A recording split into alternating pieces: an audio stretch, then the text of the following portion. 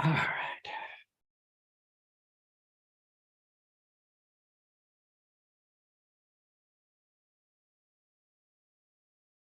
Is anybody still there? Are we just waiting for the thing to kick off here? Yeah, Mike, we got a couple more minutes to let folks join. Fair enough. Fair enough. Yep.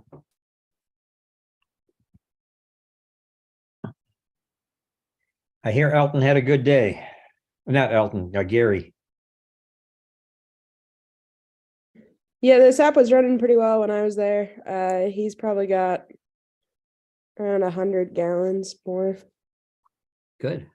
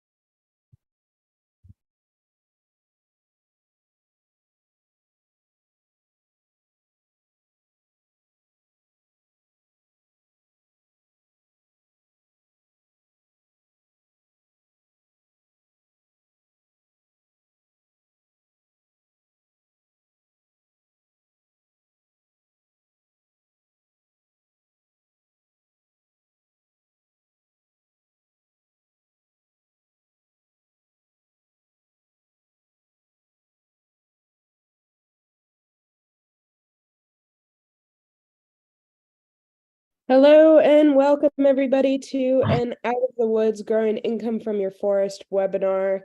Tonight we are doing the end of the season clean sanitation 101 with Mike Rechlin and myself, Kate Fotos. Mike, if you guys don't already know him, has been working in the maple syrup industry for quite some time, and both of us specifically work in the southern ranges of maple syrup, meaning that with all this warm weather, sanitation has become very important. Throughout the course of the webinar, if anybody has questions or comments, feel free to throw them in the chat or the Q&A function. We'll be watching both of those. There will also be time at the end for a more direct question and answer session if anything comes up throughout the talk. Tonight we're going to look at how do you know when the season is over, and then how to clean and sanitize, and then followed by that Q&A I mentioned. So without further ado, you're up, Mike. All right. So Kate and I, as she said, are going to tag team this. I'm going to kick things off by thinking a little bit about the season, thinking a little bit about what happens after the season, and why you might not quite be done when you probably would rather be done. Okay. And then Kate is going to follow on with that with some specific techniques for getting your system put to bed and ready for next year, when you'll be excited to drill those holes and get things going again. Okay, Kate, give me the next slide here. So first question, and I'm going to ask some rhetorical questions on this. I know it's not an interactive program, but the first question is, how do you know when the season is over? All right. And one answer to that is, we know when the season is over when the tree's buds break. Okay. When the buds break, the vascular system within the tree is no longer available to pressurize the xylem and push sap out. It's now used to feed water up to those new and growing leaves. So when you start to see your buds swell, when you start to see the leaves, kind of extend out of there, and you're going from winter dormancy into your summer season, the season is over at that point. If you go beyond that bud break period is when you get what's called buddy syrup, buddy sap and buddy syrup, and it's really not edible at all. So the trees will tell you, if nothing else will tell you, when the time to give up is at hand. Next slide. Let's see if this is going to play. Traditionally, there we go. Those of you probably know what we're listening to here. Okay, you can stop that, Kate, because I can't seem to control it here. Yeah. Traditionally, syrup makers say that when the peepers are out in the ponds, that the maple season is over, okay? That's not always the case. We had the peepers in our ponds a couple of years ago here in West Virginia, and for some of our producers, the season is hopefully far from over. Most of the folks in West Virginia that I do work with and Kate work with have finished up their season and gone on to other things, and the peepers were in the ponds a couple of weeks ago. I heard them. They're no longer there right now. Okay, next slide. This is another audio.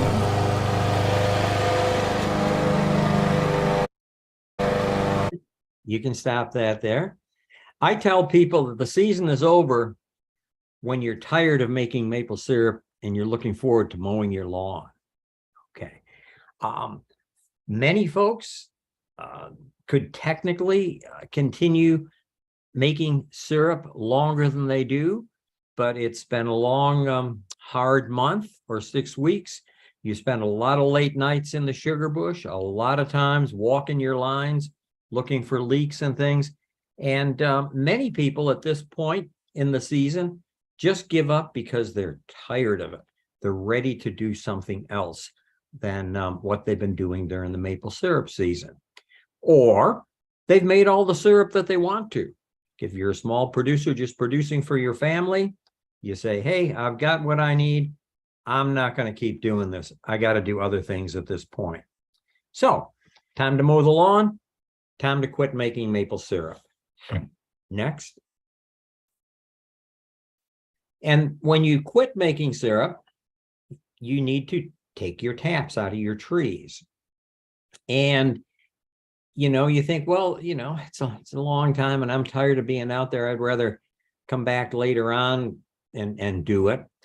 But one of the things of putting your sugar bush to bed is to get those taps out of the trees. And there's a reason for that.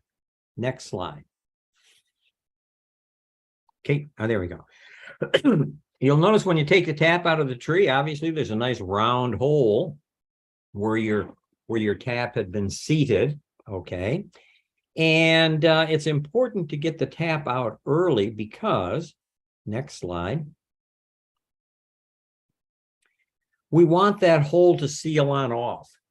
And trees start their growth in diameter, their meristematic growth in diameter soon.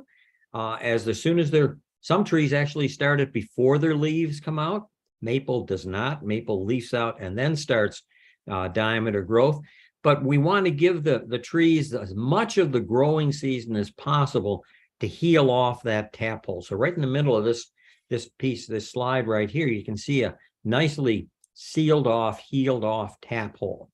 We want to do that because the sooner that tap hole is sealed off, the sooner that infection point disappears and you're no longer getting microbes into the tree. It's kind of like if you had a cut or an injury, you want to staunch the blood and seal off your internals of your body from any future infection. And the trees have to do the same thing. Now, down here in West Virginia, we can grow new growth over that old tap hole and seal that tap hole off in a season, in one growing season. Some of you from up north will take 2 or 3 growing seasons, depending on the vigor of your trees, to reach the same point. But the idea is, if you leave those taps in for a good period of time because you just didn't want to wander back through the woods and take them out, it really hurts the tree to do that. So it's important to get those taps out as soon as you possibly can after the season. So as soon as you're done, get out there, remove your taps. Okay, next slide. All right, but I'm going to contend, and Kate's going to explain, that it's just not quite enough just to remove your taps and then move on. We're going to encourage you, okay, to spend a little bit more time out there in the woods before you pick up the lawnmower and get to the next business of the summer or spring. And that's because we've got to do something else to our sap lines, okay? And one thing we got to do is you may see things like that out there. You gotta get the gunk out, okay? And that's a process of cleaning.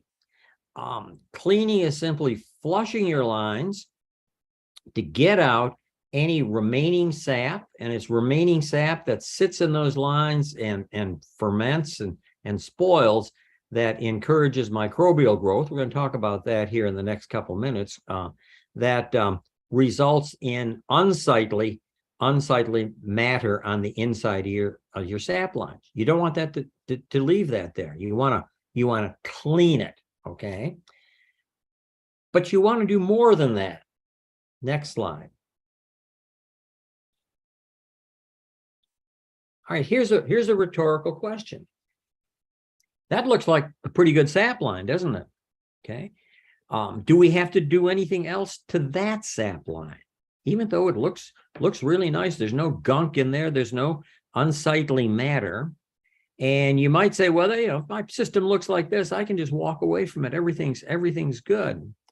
And we're going to make a case here tonight and create an argument saying that, well, not really. All right. Next slide.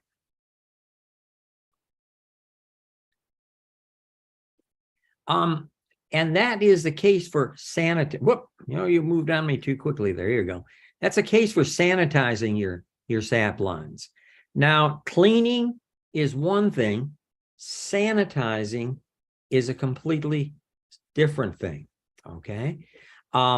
And sanitizing is when you clean your sap lines, you're taking off the unsightly matter.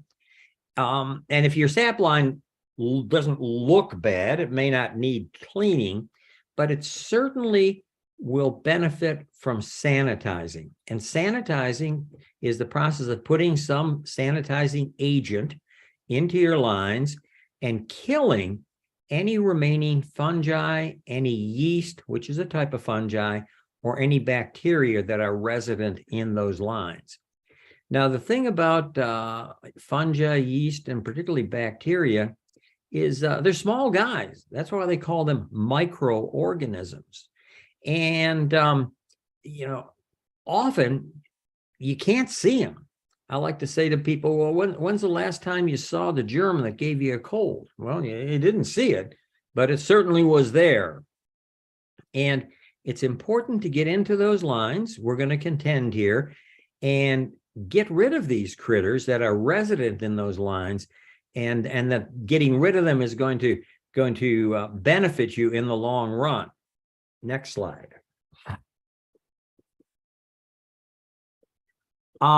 In those lines, I should have said this before we switched out here, guys, but sap lines are porous material, and fungi, yeast, and bacteria become embedded in the porosity of that porous material deep down into the line structure itself.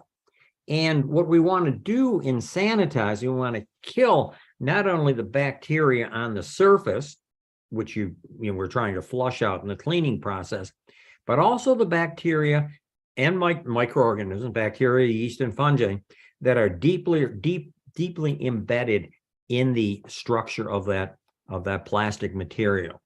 Now, as I said, microorganisms, individually, you can't see them. You get a whole bunch of them built up, then, okay, you get some unsightly mass there. But even then, that clean looking line it can house a lot of critters, microorganisms that you really want to get rid of. Okay, and this is a picture of just some fungi spores. Spores are the fruiting body, the way fungal organisms reproduce. But both the fungal mat, okay, the hyphae, mycelium, the body of the fungus, and the spores can stay active and alive for 2 or more years. All right. And if those those spores or that fungal mat, that hyphae mycelium haven't been sanitized or killed in your sap lines, then it's there the next season to cause you problems before you ever tap a tree. So we're going to make the case for cleaning, okay, and sanitizing. Fortunately, it happens at the same process, your sap lines, so you're not starting the next year's race with behind the start line, that you're ready to go and everything is as good as it can be. You don't want fungi, bacteria, yeast present. You don't want their spores ready to multiply and reproduce the next year when you go back into the system. Okay. Now I want to say that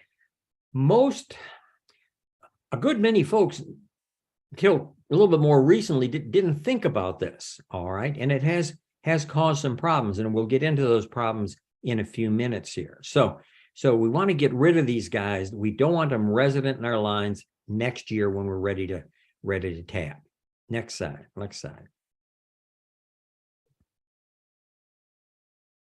All right. So what do microbes actually do that's deleterious to the sap collection and sugar making process? Well, in the presence of oxygen and sugars, microorganisms, that little ugly guy there on the left, grow. They eat the sugars and they reproduce. You end up with more microorganisms. Okay, it's a growth process. You're feeding them, and in the process of feeding them, guess what happens to the sweetness of your sap running down those lines? It starts to drop. It starts to drop because the microbes are eating them. I like to say that they're eating your lunch. Okay, you and the microbes both want that sugar, but if you're giving some of it to the microorganisms, there's less available for you to make maple syrup with.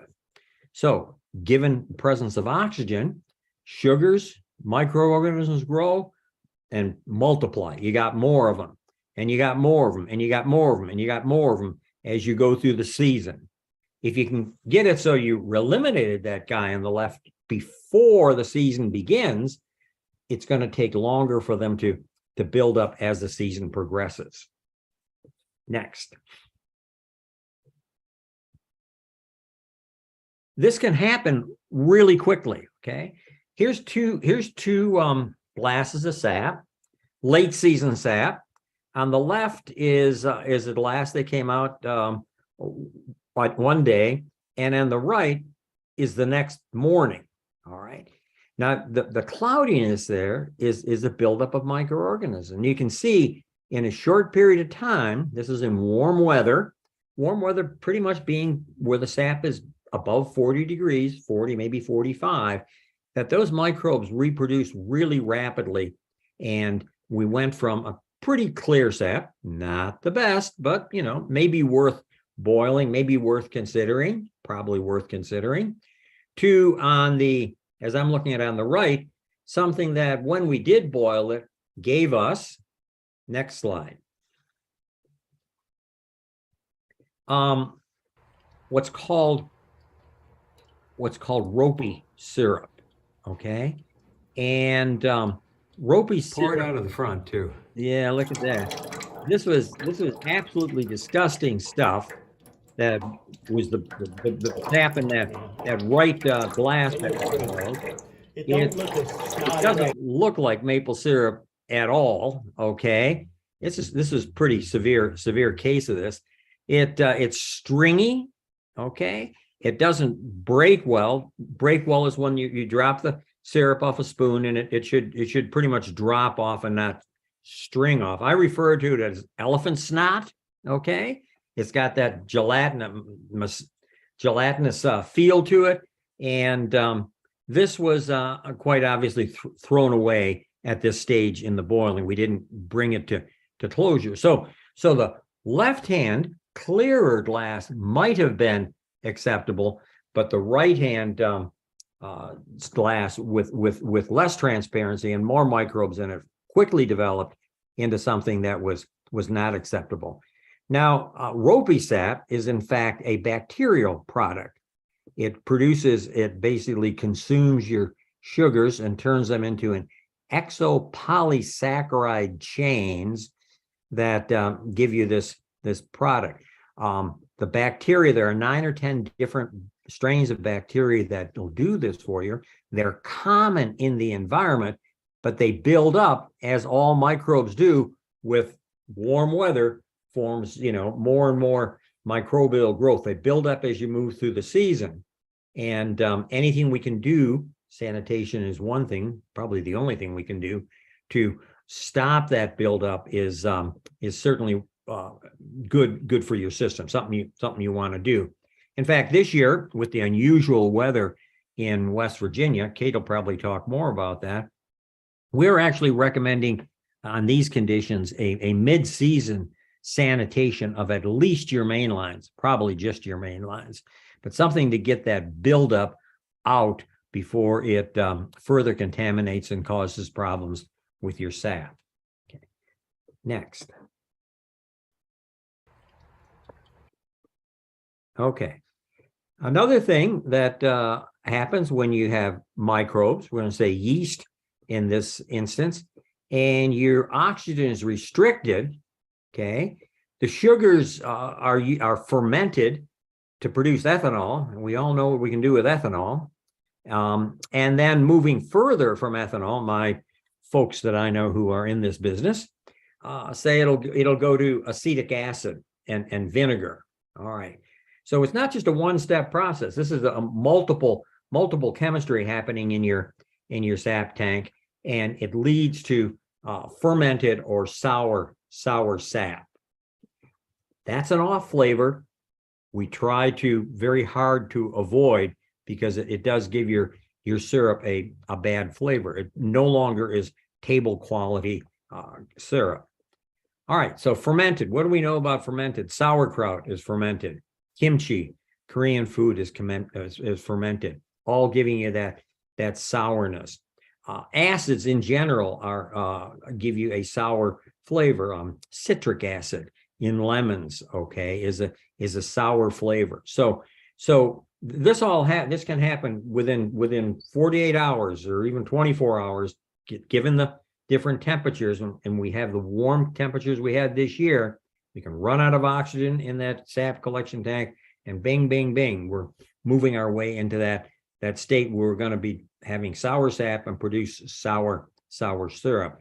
And in the process, once again, your sugars are being degraded in your collection tank. Okay, you'll have less sugars because those are being consumed by the microbes and turned into carbon dioxide, or I should have had that over there too, or ethanol, or in the more extreme case, the acetic acid.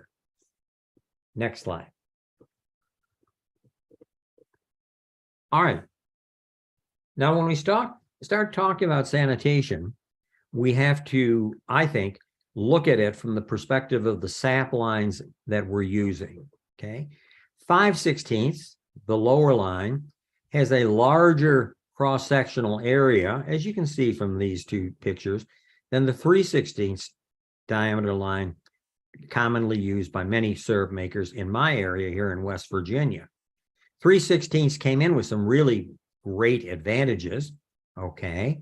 Advantages we're not going to talk about in this presentation, but it soon, after had been in use for, and at first it was a miracle, okay? People were getting so much more sap out of their 3/16 lines than they were under a strictly gravity system. But soon the shine rubbed off on it a little bit, and after 2 or 3 years of use, we started to see some problems develop with 3/16 tubing. One of which is, next slide. Oh, well, okay. We'll talk about this first and then go into those 3/16 problems. There's been a lot of sanitation work done, a lot of work done on sanitizing sap lines. Most of it done by Proctor and Cornell University. And they've given us some good guidance on sanitation. And let's take a look at what that is. Next. By the way, this is from allinmapleresearch.org, a great site for any of your maple questions. And it's the sanitation research that was done by Proctor and Cornell was primarily done on 5/16 tubing. So let's talk about what they found through this work, and then we'll talk about the unique problems related to 3/16 tubing.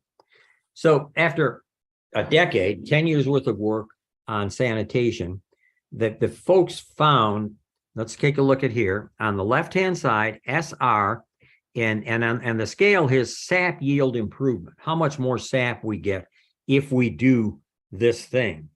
And spout replacement was the first thing that immediately shows, well, they all show improvement, but if you're doing nothing else, you should be replacing your spouts every year. It gives you, according to their 10 years worth of research, 30% more sap than lines that are using the old spouts time after time. And we all did that. I did it for years, okay? And I was throwing away 20 to 30% reductions because I wasn't just simply replacing the spout. So everybody on this call and folks in this area should be using spout replacement as one way of keeping your production up.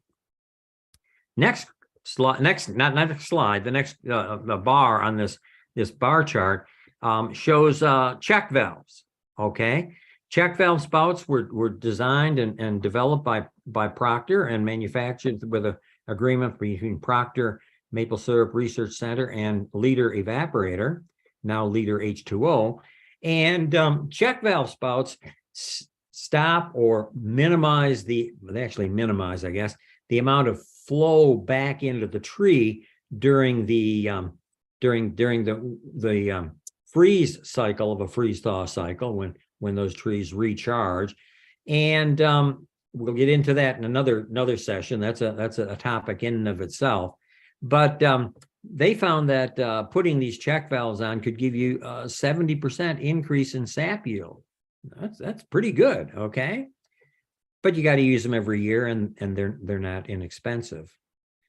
New drops, ND, and the bottom line there tells you how much this, because it's also check valve with a new spout, new drop with a new spout. So the lower third of the bar tells you what the impact of the new spout was on that. But if you replace your drops and your spouts, you're going to get more. You're getting 75% more sap. Not a whole lot more than check valves, according to these studies, but it's certainly the way to go. But not many people can change their spouts and their drops every year. Okay, that's pretty darn time consuming. Even though it is the most increase, it gives you the most sap yield increase. And then after that is bleach sanitation. Okay, BS. I know we usually use that for another term, but anyhow, bleach sanitation. Bleach sanitation with a new spout again is just as good as a new drop, and even a little bit better than using check valves. And when Kate gets on, we're going to be talking about how to do that bleach sanitation. When you do a bleach sanitation, you don't have to replace the drops, and that saves quite a bit of time. But it takes more time at the end of the season as you're pulling things out. Next is PS, peroxide sanitation. That didn't show much work. IPA, our friends up in Canada are big on using isopropyl alcohol. Okay, it didn't show as much benefit as the bleach sanitation, but we're rethinking some of that, because that might have been an impact really of experimental design as much as the way and how the sanitation agent is applied as anything. And then ZB, Zapback spouts. Some of you may be using those. They're a spout that's impregnated with silver, and the impact there of that is to reduce the microbial load as well. But that showed quite a bit less than the other two sanitation methods. So we're going to talk a lot about bleach. We can't afford to, because when we're going to advocate a bleach sanitation every year, not every, usually people will do a new drop replacement every 3 to 5 years.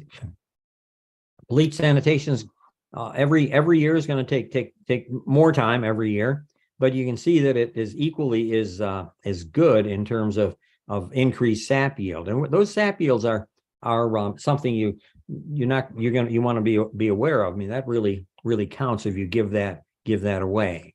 Next slide. All right, back to these two slides here. Okay,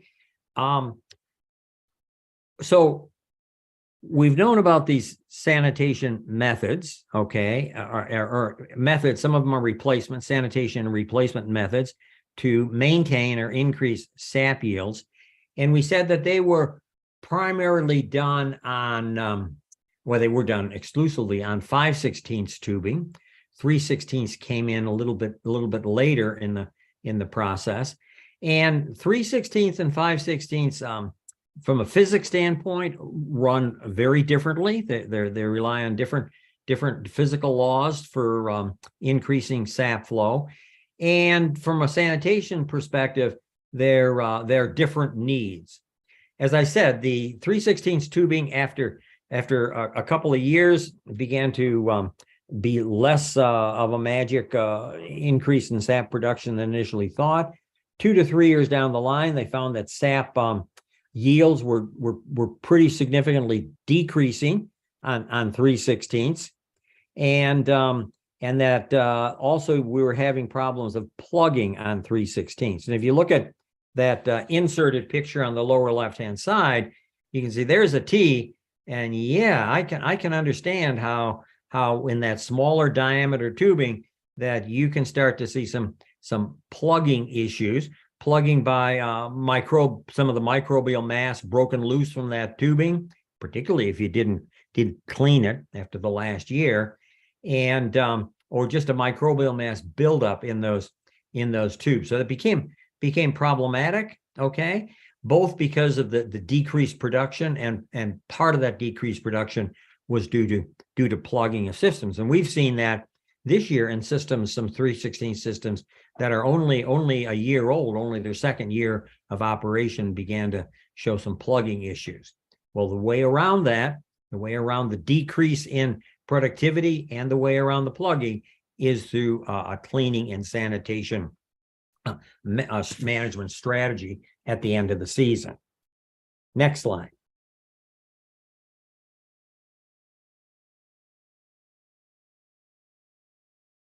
There we go. Okay.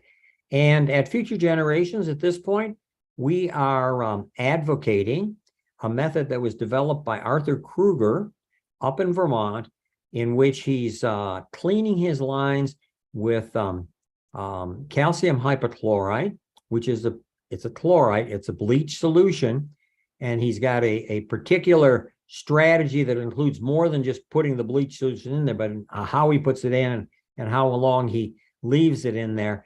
And Arthur contends, we lost Arthur last summer, so he's no longer with us, but he has been running this for 7 years and contends that his lines are running as well as they were the first year he put them in. So they're just like new lines, which always run quite well. So I'm going to turn it over to Kate, and she's going to talk to you.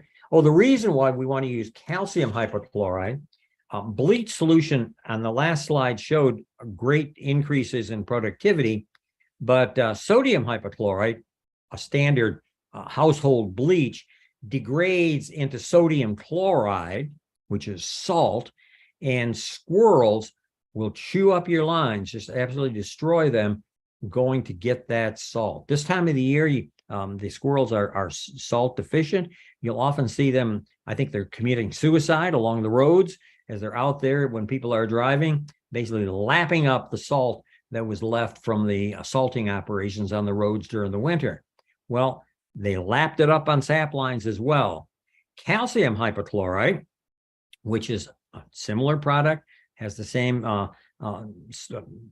beneficial sanitation effects as bleach, because it is bleach, degrades into lime, which is a bitter flavor to it, a bitterness to it, and not that salt, which is sought after by the squirrels. So it reduces that, maybe not eliminates, but reduces greatly that squirrel damage.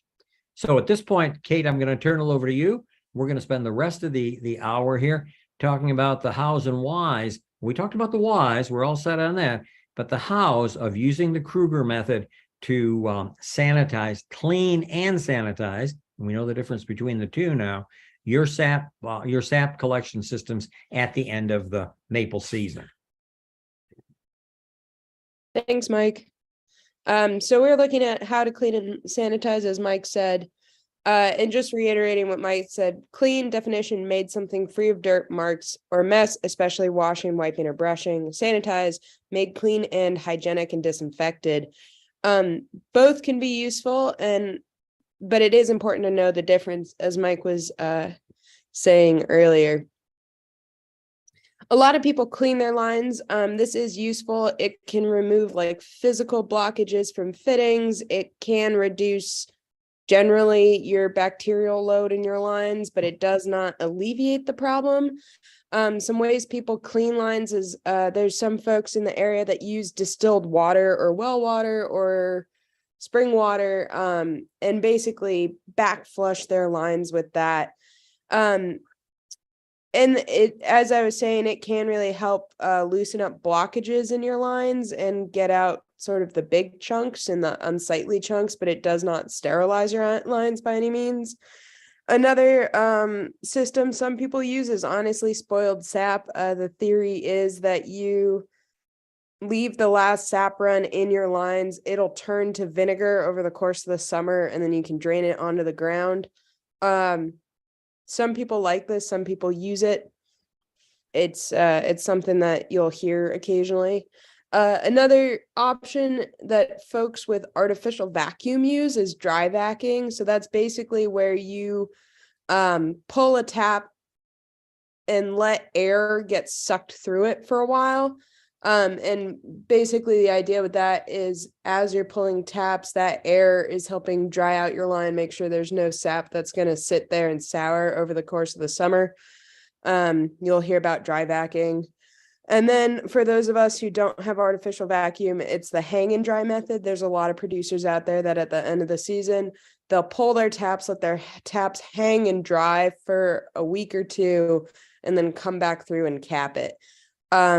With any cleaning system that keeps your taps uncapped for any extended period of time, you will and can and will see bug activity in your lines. Mud daubers specifically really like open taps, so that can pose an issue coming next year. And again, the hang and dry really don't do much except for just make sure you don't have sap spoiling in your lines. There's really no like antimicrobial or even like, well, with dry vacuuming, you can have blockage removal, but with the hang and dry, there's not even blockage removal from your lines. But those are sort of what you'll hear cleaning wise. Sanitizing is where we get a little bit more involved. When we're sanitizing, we're using about a 400 parts per million calcium bleach solution. And you might say that's really hard to figure out what is exactly 400 parts per million. And the easy thing to do is you take one of these 1 pound bags of Zap It, which is one brand. There are a bunch of brands out there on the market of this calcium bleach, and you add it to about 200 gallons of water. Or if you are going to use less than 200 gallons of water, you can start to do the math of like, okay, half the bag for 100 gallons, a quarter of the bag for 25 gallons, and get yourself to 400 parts per million. There are a lot of ways to get the sanitizing fluid into your lines. Some low tech ways, and especially for like hard to reach taps, if you have really remote taps in your woods, is the backpack sprayer. The one on this top right of the slide is actually a CDL backpack sprayer. CDL, for those of you who are unfamiliar, is a Maple equipment company. They made this one specifically with sanitizing in mind. And honestly, for the folks up in Canada who can use alcohol sanitization, we can't in the US yet. But the perks of this one is it's a little bit more of a low profile design, so it's a little easier to carry through the woods. If anybody's walked through the woods with a backpack sprayer for any reason, you know that every single stick and bush and everything wants to grab you and hold you by the backpack sprayer. So this one's a little bit lower profile. You can see a little bit bulkier straps, and then the gun itself, the little applicator, is designed to go straight onto a tap, and then you can actually measure dose. It allows you to control exactly how much liquid you're squirting into the taps. They're a cool piece of equipment. If you get really serious about a backpack sprayer, it might be worth investing in. I have never used one. I've always used the like hardware store lawn care backpack sprayer, and these are great. They work really well. You just pump them up, get some pressure, and squirt right on down the line. And what we used is just some tubing to basically adapt the nozzle to fit over a tap. So with these, you just take your tap, you hook it up to your sprayer, squirt some sanitizer into that drop, and then cap it back off. Another option is gravity feed. If you can get to the very top of your lines, you can gravity feed the sanitizing fluid down your lines. We have some producers who have run a bit of extra main line to get to a road so that they can drive their truck up with a tank on it and just gravity feed cleaning solution down their main line. It's an option that's out there, and it works for some folks. One is reverse pump. We know some folks who have taken their diaphragm pumps, if they have like a hybrid 3/16 system, basically flipped them around and used that pump to pump sanitizer back up their lines. Another one is an auxiliary pump. This is what we use. It's a gas-fired pump out of Harbor Freight. And it's just a more powerful pump than a lot of the diaphragm pumps we use on sap lines, so we can get more head pressure, or we can fight against more head pressure on our systems and get the sanitizing fluid further up the lines. And then wet vac is I'd kind of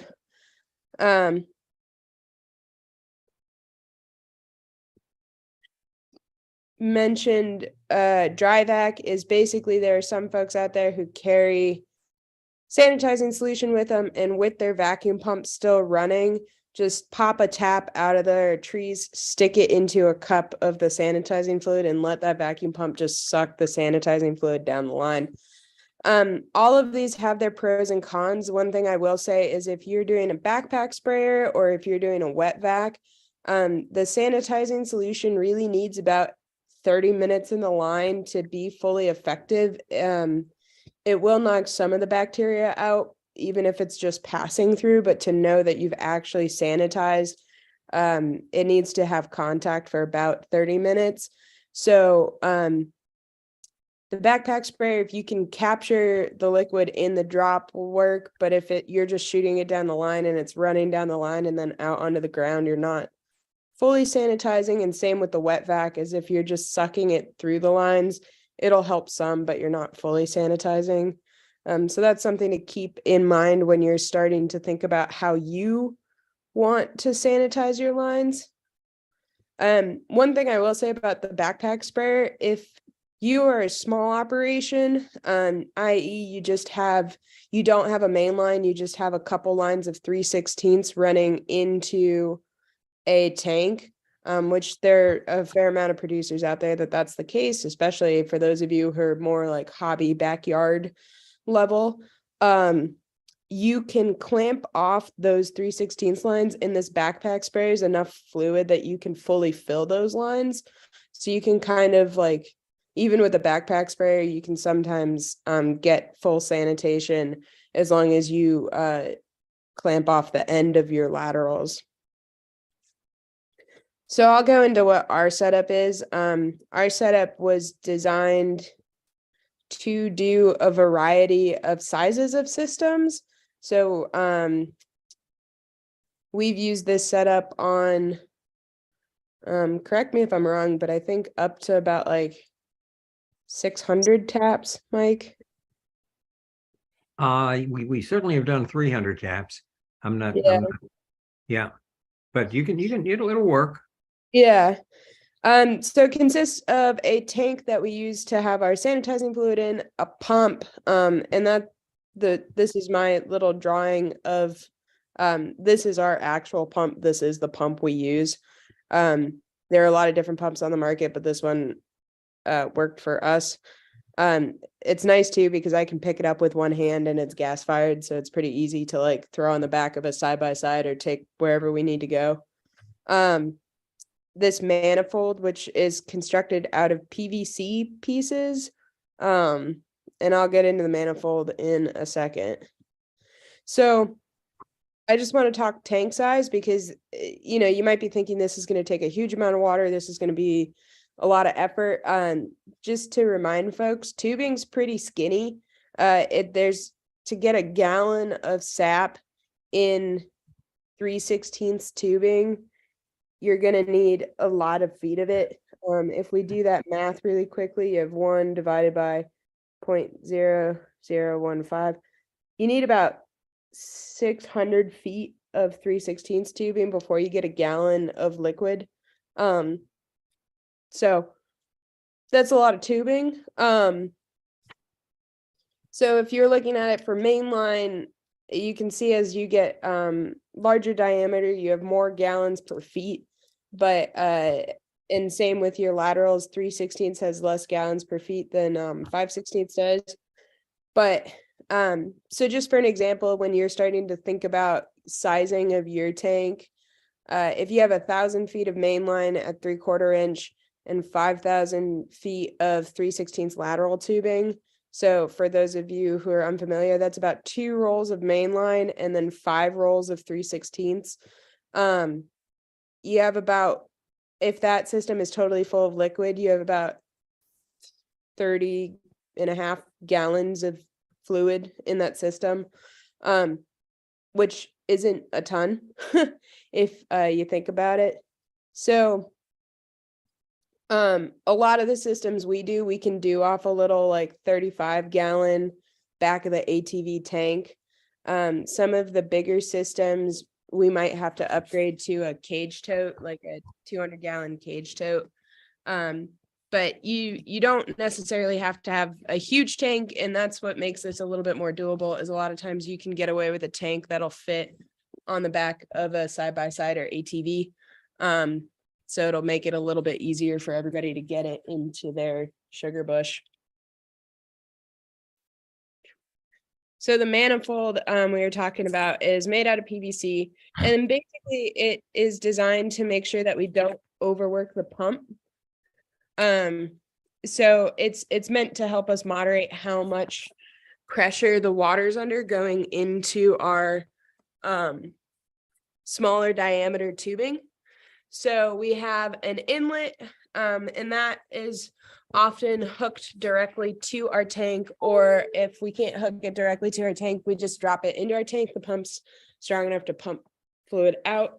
That sanitizing fluid will hit our manifold and hit an outlet to the tubing system. This outlet, though it's a little clip arty, is actually just a hose spigot, like that you would use on the outside of your house.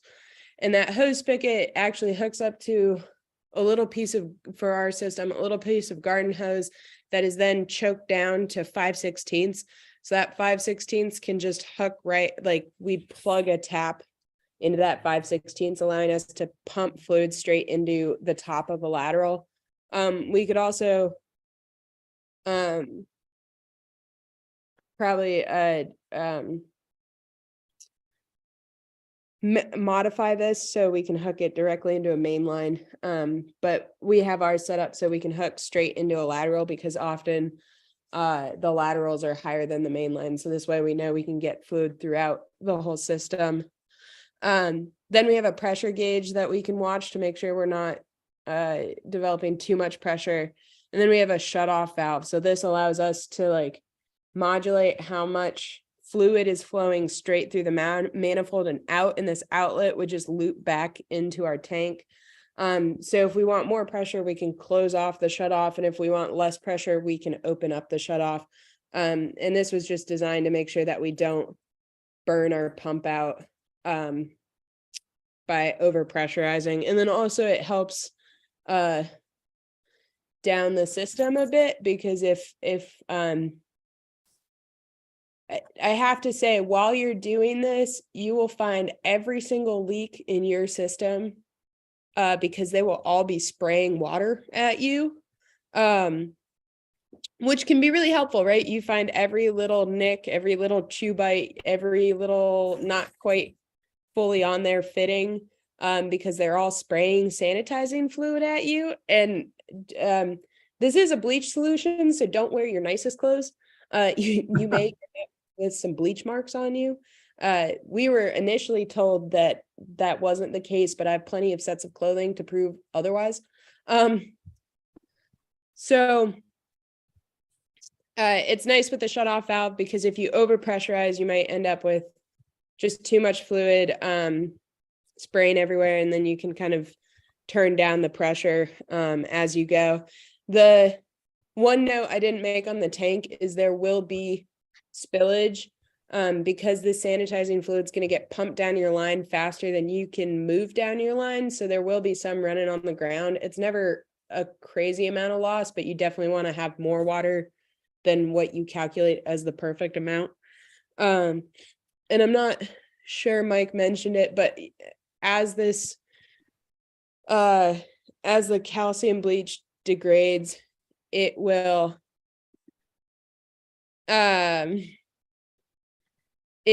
turn into lime, basically. So you're not hurting anything by letting this run onto the ground. You're not going to kill your understory. It just will bleach you. And then also, I will say, with the actual powder, it can burn a little bit if you get it on your sensitive skin. So when you're dealing with like the concentrated powder, just make sure you're either wearing gloves or whatnot, or just keep it off of your skin. I haven't really had an issue with like my hands, but I got some like up on my inner arm, and it like gave me a little bit of a rash, just so folks know. But yeah, so that's basically the manifold system.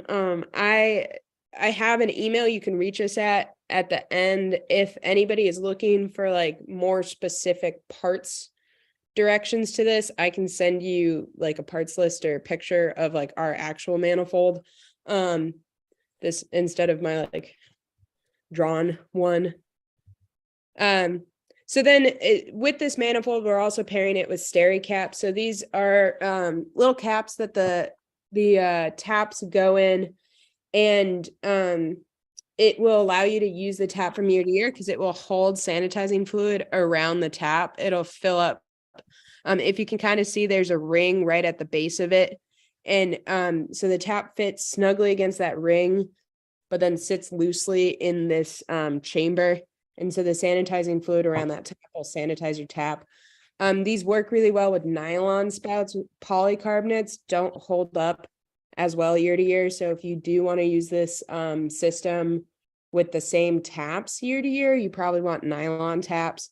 If you're not planning on using the same taps each year, you can just cup them back into a T once the sanitizing fluid is in them to like seal them off and hold the sanitizing fluid. This tea, if you'll notice, is a little bit of a longer barrel, and it's actually a sanitizing tea. So if you don't want to deal with these steri caps, which I have to say, you will lose a bunch of them every year. They will disappear during the summer. They're not foolproof. You can use a sanitizing tea, which just has like a longer chamber and is designed for this. They're both out on the market. So here's where we get down to the nitty gritty, and I wasn't quite sure how to write this out, so I will verbally try to explain this as best I can. It's going to differ system to system, but the basic principle is you want to start on one end of your system. In the end of your system, I'd say it's preferable to start at the high end, because if you can start from the top, you'll know you'll get your fluid all the way through your system.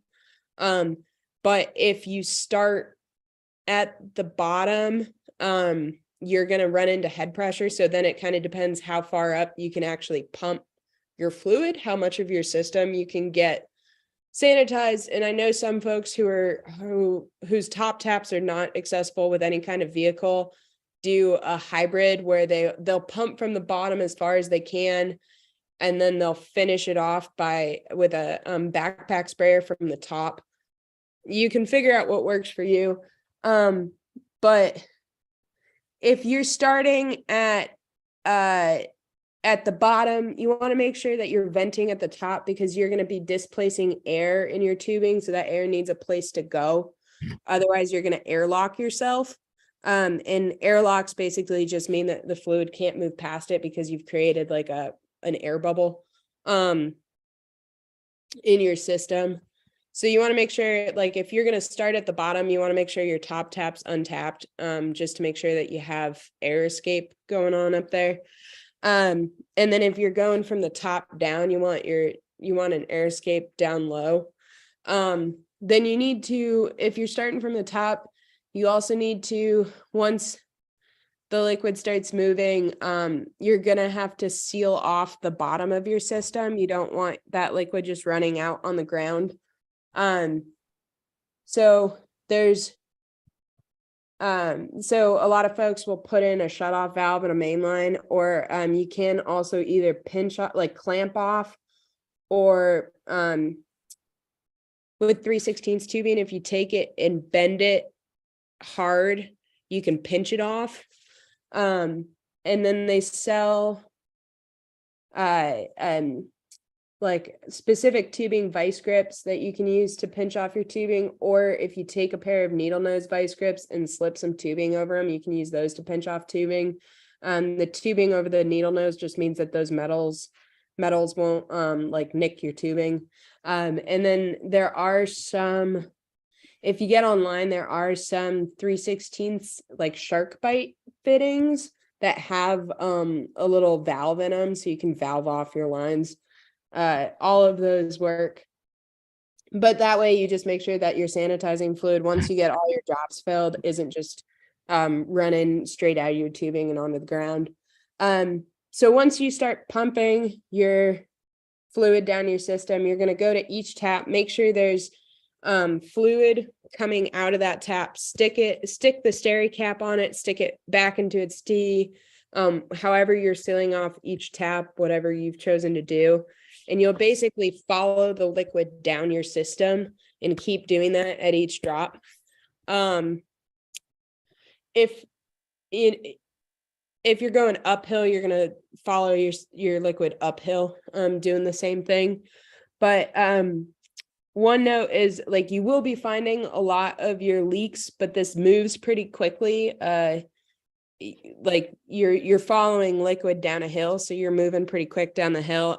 So carry some flagging tape with you. You might not have a chance to fix every leak as you're going, but you want to be able to flag. So either a helper can come back in behind you and fix things, or you know where they are coming up. And again, I'll say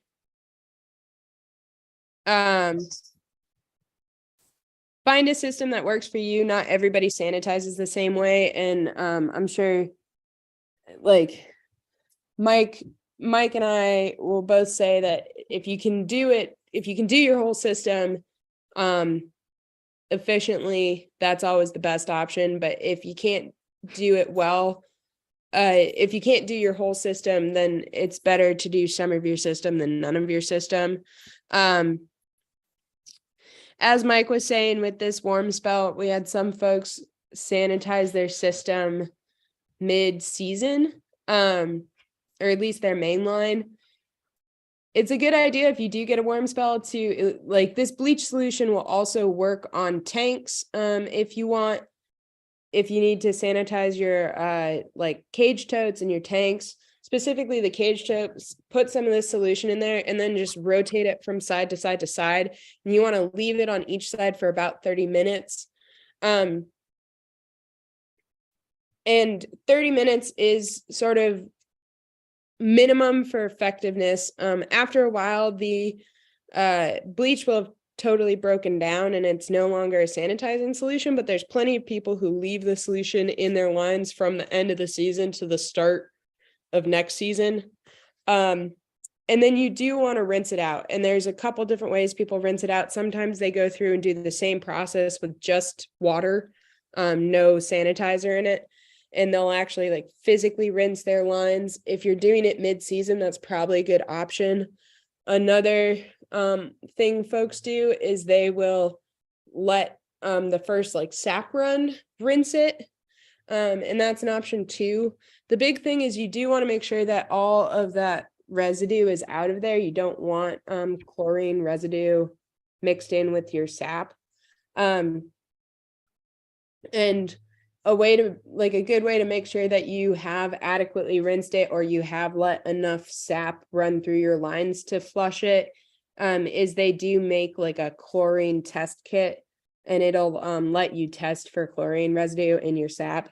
And that's just like, if you need the peace of mind to make sure that you're not contaminating your syrup at all, it's good to test. And I'd say, especially if you're doing a mid-season cleaning, it would be probably best practice to use one of those test kits just to make sure that you didn't accidentally contaminate your last batch of syrup.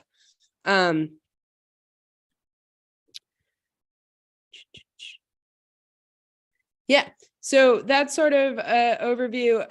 If you guys want experience, I know it's really hard to picture with just words. It's way easier to, as Chris said in the Q&A, hands-on learner would love to do it in real life. We have a sanitation workshop on May 19th. This is part of the West Virginia Maple Syrup Producers annual meeting, which is actually on the 20th, but the 19th is going to be a workshop day. It'll have an in-classroom portion talking about the actual microbes you find in sap and the importance of sanitation, followed by actual field practice of our like sanitation system, so you can actually put your hands on it and get a better feel of what it looks like in the woods. And that is going to be at Jackson's Mill. Am I right? That's correct. Jackson Thank Mills. you. Yep. Jackson's Mill in West Virginia. If you are interested in going, you can get on West Virginia Maple Syrup Producers Association website, which is WVMSPA, those on the screen, .org. I'll put it in the chat. And they're great. They're a great organization, especially if you're in the West Virginia area. You don't have to be a resident of West Virginia. They have members who are in Virginia and Maryland and some surrounding states to attend, but that is an option. You can find more resources at future.edu/maple. And then you can always get in touch with us at syrup@future.edu. That email address goes to me. So if you have specific questions or want to run ideas by somebody, feel free to reach out there and it will go to me. And if it needs to go to Mike, I can forward it on to him. But yeah, that's our plug. Also, if you want to hear another sanitation session, there is one on our YouTube channel, which is Nature-Based Enterprises on YouTube. And we have a sanitation session we did over a year and a half ago with some folks from Cornell and Art Kruger while he was still with us. So those are awesome resources if anybody's interested. Cool. Also, Chris is local to us. We're going out in the field tomorrow. If you're free, just give me a call. And I'd like to, Thomas Wood chimed in with a correction. I'd like to give him credit for that. The breakdown product of calcium hypochlorite is calcium chloride. And I'd really like to, Thomas, get together with you and go through those degradation equations, because that's been a point of confusion and some, lack of definity there. So let's chat about that. I know we talked early in the season, Thomas. Great to see you on today.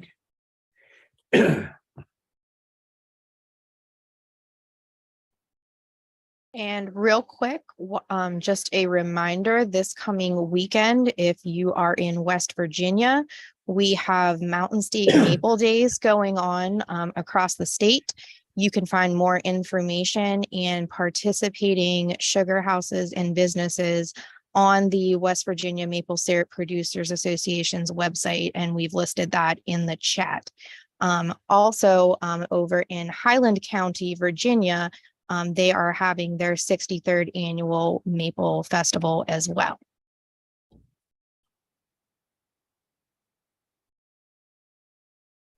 Feel free to shoot any questions into the chat. I know it was probably a lot of information.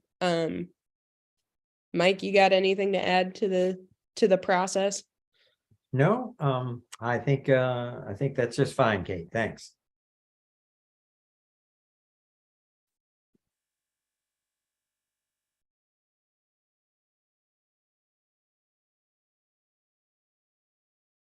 No, cool.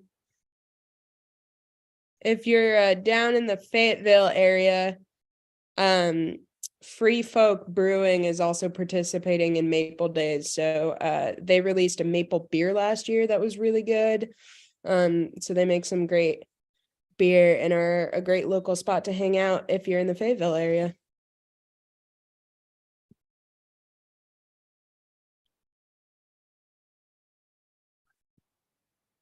Thanks, Cindy.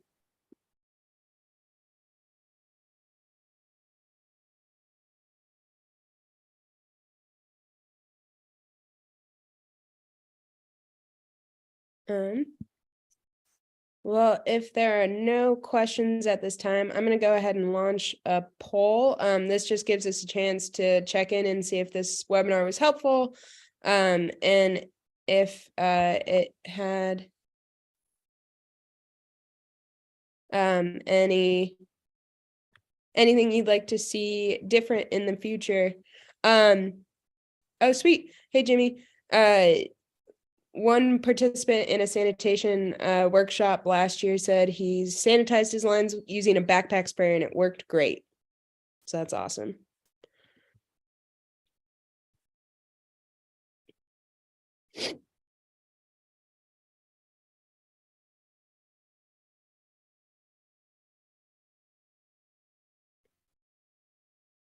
Well, if there are no further questions, we hope to see as many of you as we can in May for our sanitation workshop, and we'll hopefully be announcing some other cool events coming up here once the warmer weather hits. That is the nice thing about sanitation, Mike. I think, Mike, is that you can do it after the season ends. Mm-hmm. That's right.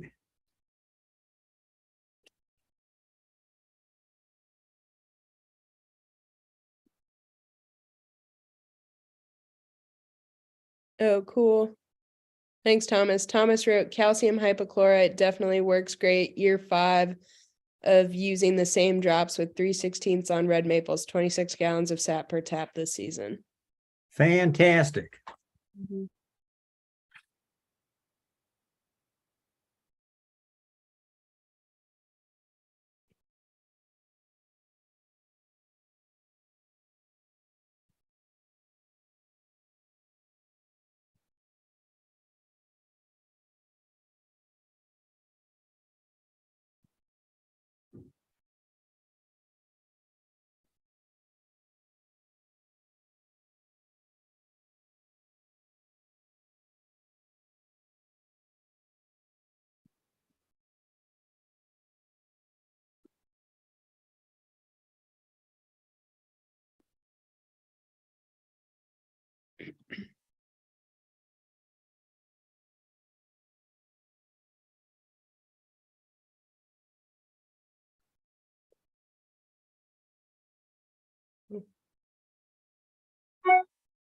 Well, thank you so much for everybody who is able to come out tonight. We really appreciate it. Great. All Have- right. Have a good night. Same to you.